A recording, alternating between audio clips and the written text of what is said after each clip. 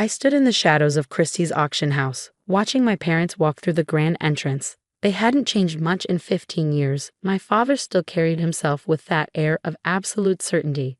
My mother still dressed to impress in designer labels that screamed old money. They had no idea I was here, no idea that the paintings they'd come to bid on were mine. I'm Isabella Mitchell, though the art world knows me only as I am, the mysterious artist whose abstract works now sell for millions. But 15 years ago, I was just their disappointing daughter who refused to get a real job. The memory of that day still burns clear in my mind. I'd come home from art school to find my paintings, 2 years of work, piled in the garbage. My father stood in my studio, now emptied of everything except my easel. "This ends now," he'd said, his voice cold with finality. "No more wasting time on worthless scribblings. You're going to law school, like we planned." My mother had stood behind him, nodding in agreement. "Darling, this little hobby of yours, it's not a career. The Mitchells are lawyers, not struggling artists." I can still feel the paint on my fingers as I dug through the garbage, salvaging what I could. One canvas survived, my favorite piece, an abstract study in blues and golds that my father had called meaningless splashes. That painting now hung in the Museum of Modern Art, valued at over $3 million. "Ms. Mitchell." My assistant David's voice pulled me back to the present. "They're about to start the preview. Your parents are heading toward Gallery 3. I nodded, adjusting my dark wig and sunglasses. After 15 years of careful anonymity, only a handful of people knew that I was Isabella Mitchell. My parents certainly didn't. They thought I was working as an art consultant in Chicago, making a modest living managing other people's collections. The truth was far different. That last canvas I'd saved became my signature style, launching a career that would revolutionize modern abstract art. But I never revealed my identity, never showed my face at galleries or openings. The mystery only added to my allure and to my prices. I followed my parents into Gallery 3, keeping my distance as they approached my latest series. 5 large canvases, each an exploration of light and shadow, chaos and order. The auction estimate started at $5 million per piece. "Extraordinary," my mother breathed, staring at the centerpiece. "The way the light seems to move through the darkness." My father consulted his auction catalog. "Im's Redemption series.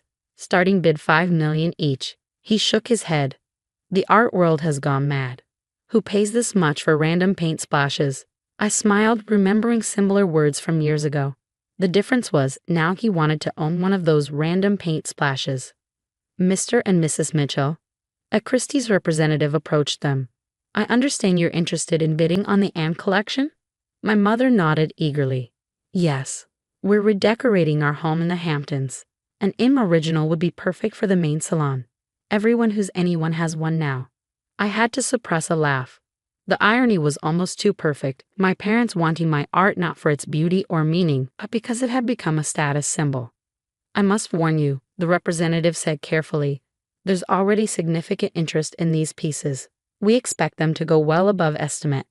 My father waved his hand dismissively. "Money is no object. The Mitchells always get what they want." Not this time, I thought, watching them move on to the next gallery. These paintings weren't for sale, not to them. I'd made sure of that. David appeared at my elbow. "Your parents seem quite taken with the collection." "They're taken with the prestige," I corrected him. "Just like they were taken with the idea of having a lawyer for a daughter." I turned to him. "Is everything set for tomorrow?" He nodded. "All the arrangements are made. When the truth comes out." "When the truth comes out," I interrupted softly. 15 years of rejection will finally make sense. I walked closer to my paintings, remembering the long journey that brought me here. After my parents destroyed my work, I left home with nothing but that once salvaged canvas and a small inheritance from my grandmother. My parents had tried to control that too, but Grandma had been clever. The money came with no strings attached. I changed my name, moved to a tiny studio in Brooklyn, and started over. During the day, I worked as a gallery assistant, learning the business side of art. At night, I painted, developing my style, refining my vision. The first sale came unexpectedly. A small gallery owner saw something special in my work. Then another sale, and another. When my first piece sold for 6 figures, I made a decision.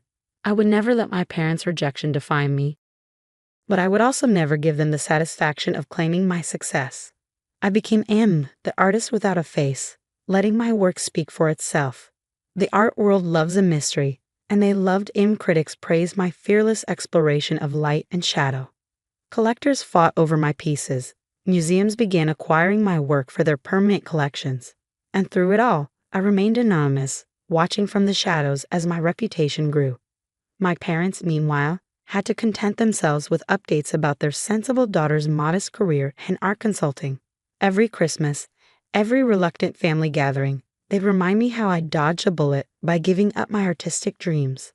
"At least you're working in the art world," my mother would say, her voice dripping with condescension, "even if it's just managing other people's collections." If they only knew that their daughter's paintings now hung in the homes of billionaires and royalty, that the piece they called garbage was now studied in art schools as a masterwork of modern abstraction. A commotion near the entrance drew my attention. Several major collectors had arrived, including the director of the Guggenheim. They were all here for tomorrow's auction, an auction that would shock the art world and shatter my parents' carefully constructed reality. "Your father's making notes on the bidding estimates," David murmured. "Looks like they're serious about buying." I watched my father checking figures on his phone, probably calculating how much of his law firm's profits he could spend on an original. "Let them think they have a chance," I said quietly. "Tomorrow will be interesting enough."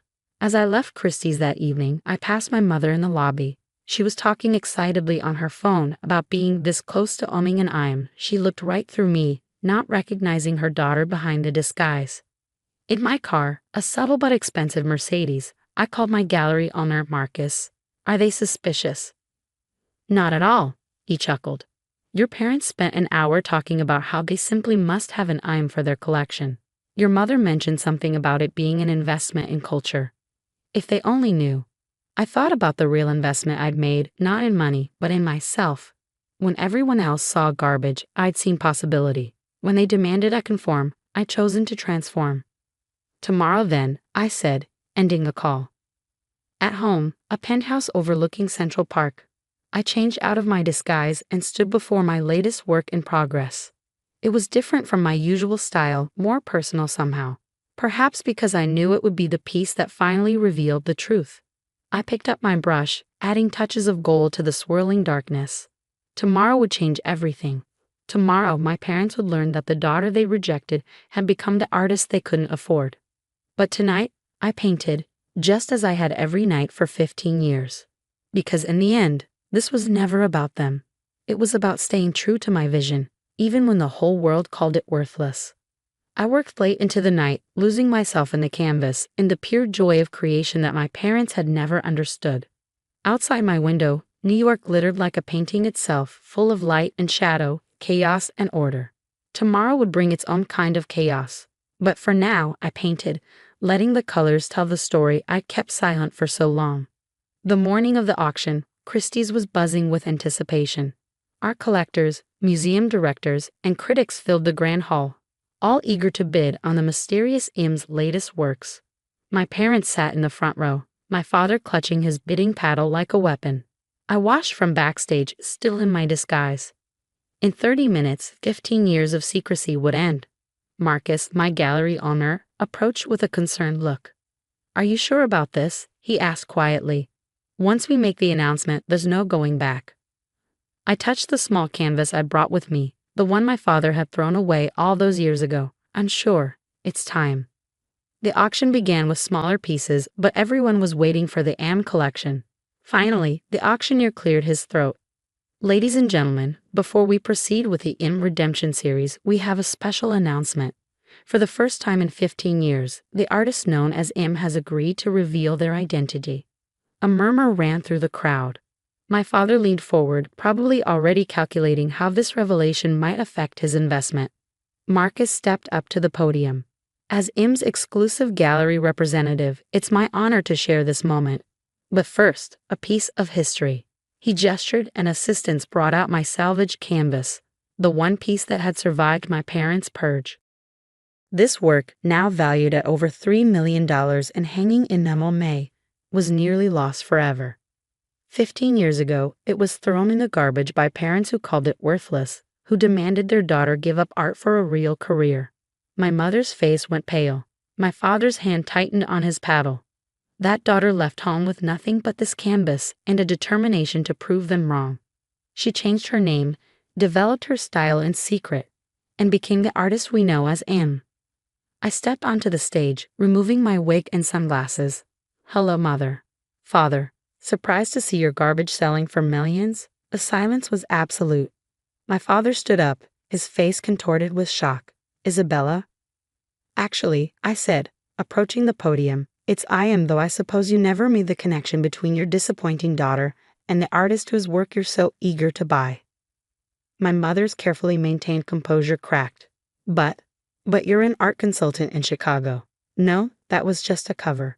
I'm the artist you've been reading about, the one whose random paint splashes you suddenly find so valuable. I gestured to the Redemption series. These pieces you wanted to buy. They're about transformation, about finding beauty in rejection. Rather fitting, don't you think? The audience was captivated. Several people were filming on their phones, capturing a moment the art world's biggest mystery was revealed in such dramatic fashion. This isn't possible, my father sputtered. You can't be M, we would have known. Would you? I challenged. You never looked at my work, never tried to understand what I was creating. You were too busy telling me what I couldn't do to see what I was actually doing. Marcus stepped forward with a folder. Perhaps you'd be interested in seeing these, Mr. Mitchell. Sales records for Im's work over the past decade. Museum acquisitions. Critical reviews. Your daughter isn't just successful, she's revolutionized modern abstract art. My father took the folder with trembling hands. $5 million. Per painting? Actually, I corrected him. These pieces aren't for sale, not to you. They're being donated to the Metropolitan Museum of Art along with the story of their creation. A reminder that art's true value can't be measured by someone else's expectations. My mother stood up, tears streaming down her face. Darling, if we'd known. That's exactly the point. I cut her off. You never tried to know. You were so convinced you knew what was best for me that you couldn't see what I was becoming. The auctioneer tried to restore order as whispers and camera flashes filled the room. Art critics were already typing on their phones, no doubt crafting headlines about the dramatic revelation of Im's identity. The auction will proceed, I announced, but with one change. All proceeds will establish a foundation for young artists whose families don't support their dreams. Because talent shouldn't be thrown away just because someone else can't see its worth. The applause was thunderous. In the front row, my parents sat in stunned silence, watching as their chance to own an Im original slipped away, along with their illusion of control over their daughter's life. Afterward, in the private viewing room, they tried to approach me. My father spoke first, his voice uncharacteristically uncertain. Isabella, I don't know what to say. There's nothing to say, I replied calmly. You made your choices 15 years ago. I made mine. We were wrong, my mother whispered. So terribly wrong. Can you ever forgive us? I looked at them, really looked at them, for the first time in years. They seemed smaller somehow, their certainty shattered, their worldview upended. Forgiveness isn't the point, I said finally. I didn't reveal myself to get an apology. I did it because I'm done hiding my success to spare your pride. But you're our daughter, my father protested. Surely we can. Can what? I interrupted. Claim credit for my success. Pretend you supported me all along. No, I built this career despite you, not because of you. I gestured to my paintings, my Redemption series. Each of these pieces tells a story of transformation, of finding strength in rejection. They're worth millions now, but their real value isn't in money. It's in what they represent, the triumph of believing in yourself when no one else does. Over the next few weeks, the art world buzzed with my revelation. Critics wrote lengthy pieces analyzing my work through the lens of my story. Galleries reported increased interest in supporting emerging artists. My foundation received thousands of applications from young creators facing similar rejection. My parents tried to reconnect, sending expensive gifts, making grand gestures. But they still didn't understand. This wasn't about money or success, it was about validation. About proving that art's worth couldn't be measured by someone else's standards.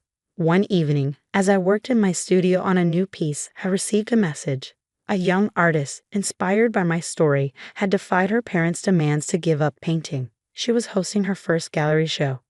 I attended anonymously, watching her explain her work to visitors with passionate intensity. Her parents weren't there. They'd refused to come. But she stood tall, believing in her vision just as I had 15 years ago.